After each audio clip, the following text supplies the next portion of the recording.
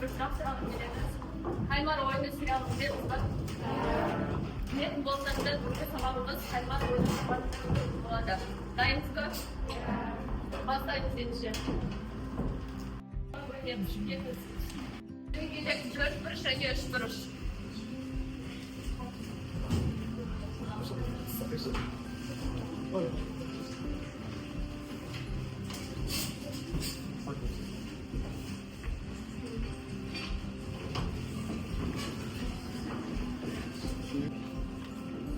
Geliniz. Nerede çıktı? Siz oyundasınız. Siz oyundasınız. Abone olmayı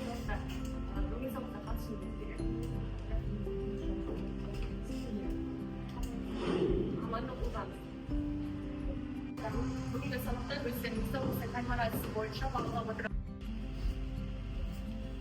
Orada bağlayla ben de biz orada durayım olurlar.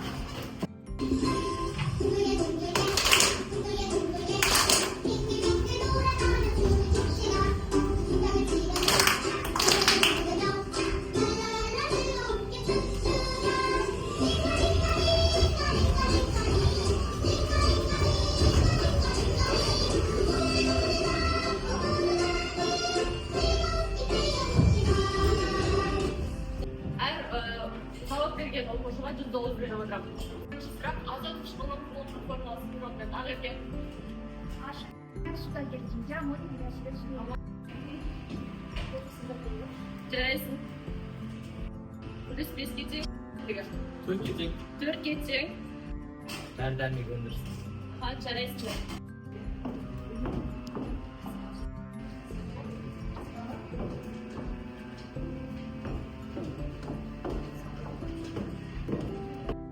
Yeter. Жаңа тақырыпты анықтайық.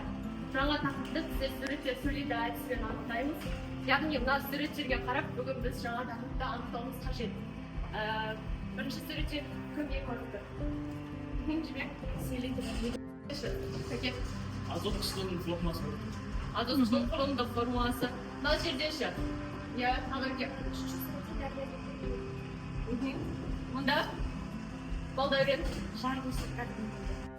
Жарайсың ары қарай. Мына жерде ше. Мейрамбек. Калиций нитрат. Соңғы суретте Бекболат.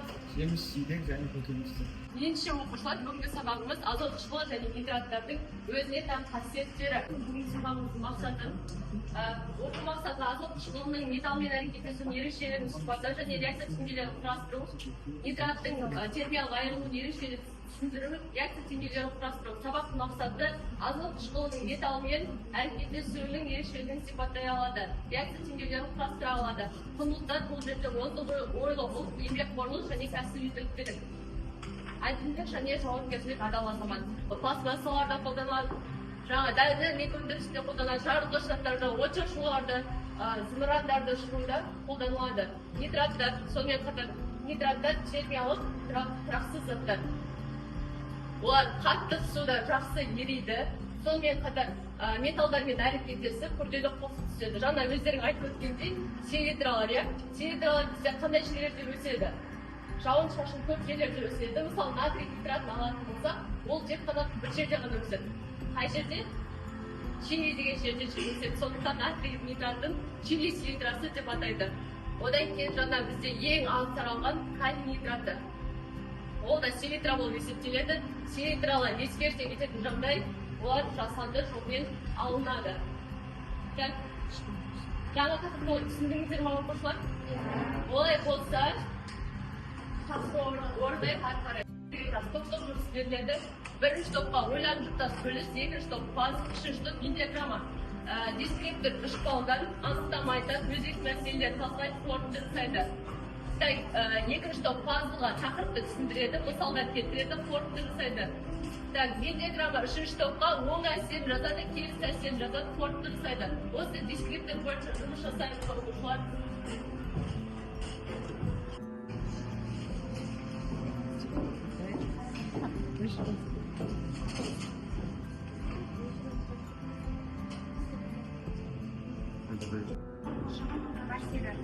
Азот қышқылдары суға түскенде нитраттар пайда болып, су экологиясын бұзады. ашынғыш, күшті қышқыл, күшті толқындырғыш, өндірісте кең қолданылады, бірақ табиғатқа теріс әсер етеді. Азот қышқылы күшті бір негізгі қышқыл, түссіз бірақ сақталғанда сарғайып кетуі мүмкін. Ол металдармен әрекеттесіп, нитраттар мен газдар түзеді. Өте тұншықтырғыш қасиетке ие. Нитраттар топырақтан шайылып, жер асты және жер үсті суға ластайды. Бұл электрификация процесіне келіп, судағы оттек мөлшерін азайтады. Балықтар мен басқа тіршілік иелері жойылады. Нитраттардың өсімдіктерге жақсы өсуіне қажетті тыңайтқыштар құрамында болады. Бірақ та олардың шамадан тыс жиналса, топырақ пен суды ластауы мүмкін, және де ол адам ағзасына зиян. Азот қышқылдары мен нитраттардың қоршаған ортаға әсері. Азот қышқылы мен нитраттардың қоршаған ортаға әсері едәуір маңызды. Азот қышқылы ауаға, өндіріс орындарынан, автокөліктерден бөлінуінде қышқыл жаңбырдың бөлігіне айналып, топырақ қышқылдануынан, өсімдік зақымдануына әкеледі. Сонымен қатар нитраттар мөлшерден көп түскен жағдайда адам денсаулығына қауіпті. Өйткені олар қанның оттегін жеткізу қабілетіне төмендеуі сияқты ауруларға себеп болуы мүмкін. Нитраттардың өсімдіктердің өсуіне әсері. Нитраттар өсімдіктердің өсуі және дамуына қажет болады және азоттың негізгі көзі. Нитраттар мысалға айтқанда сәбіз бен алманы өсуі үшін қажет болады. Олар өсімдіктердің ақуы, ферменттер және басқа да органикалық жұмыстар істеріне қатысады. Мысалы, егер қиырға азот қышқылын дұрыс мөлшерде берсе, ол жақсы өсіп, мол өнім береді. Нитраттар өсімдікке пайдалы, алайда артық мөлшерде. Нитраттар өсімдіктердің өсуіне қажет, бірақ мөлшерден тыс қолдану өнім сапасына және адам денсаулығына зиян тигізуі мүмкін. Жарайсыздар, отырамыз оқушылар. Азот қышқылы мен натрийдің қасиеттерімен қолданылуы. Азот қышқылының қасиеттері цифра, ескіру барысында сары түсейінен өте түсілі қышқыл және күнқұрғысызға жақсы етті металдар мен электролиттерді түзеді. Азот қышқылының қолданылуы жарылғыш заттар өндірісінде, тыңайтқыштар жасау үшін және бояу, пластмасса және дәрі-дәрмек өндірісінде.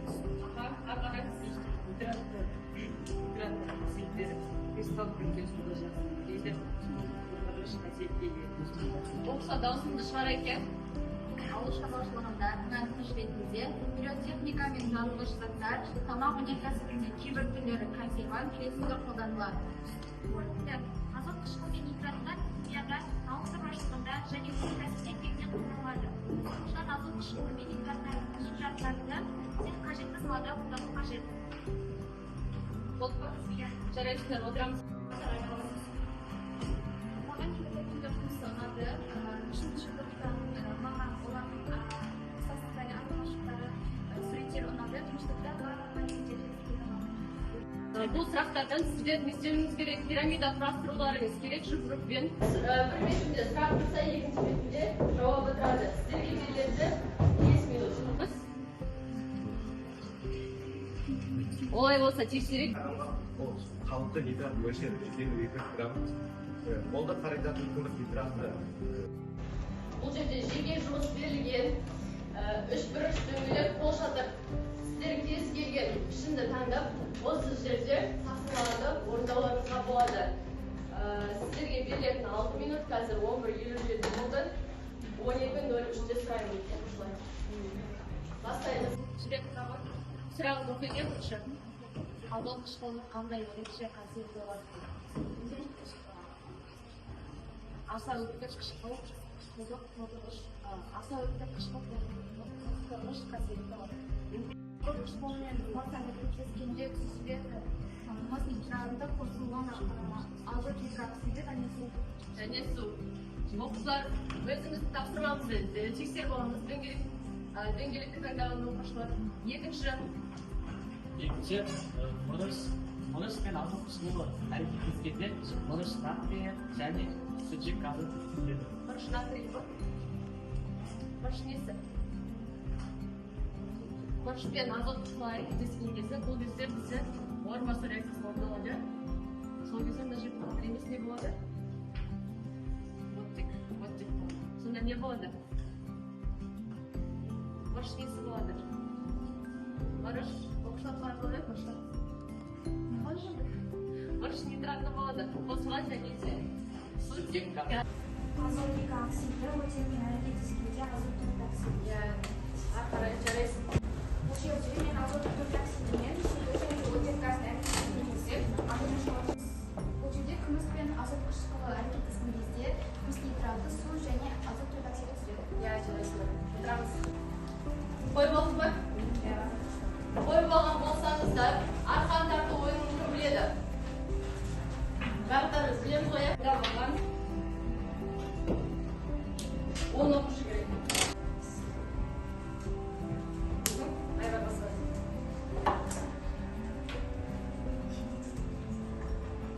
Өте аз мөлшерде кездесетін Өте аз мөлшерде кездеседі. Бұл бізде не? Нитрат. Ары қарай. Жауап бергендеріңізді. Ары қарай. Азот қышқылының өсімдік ұлпаларына әсері. Сарғаяды. Ары қарай. Арқаңызды тартпайсыздар өзіңізге. Салқын концентрі болғанда азот қышқылы денежар күйге түскенде. Темір құрам алюминий. Қалай болды? Дос еді. Болашақ баптай оқыса. Маған бәрі түсінікті болды. Маған бүгінгі сабақ ұнады. Топтық жұмыс мен үшін қызықты болды.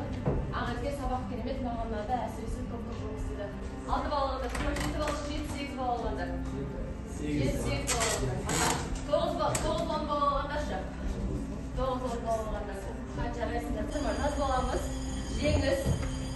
Сіздер де бүгін жеңіз. Барлық тапсырманы орындадық.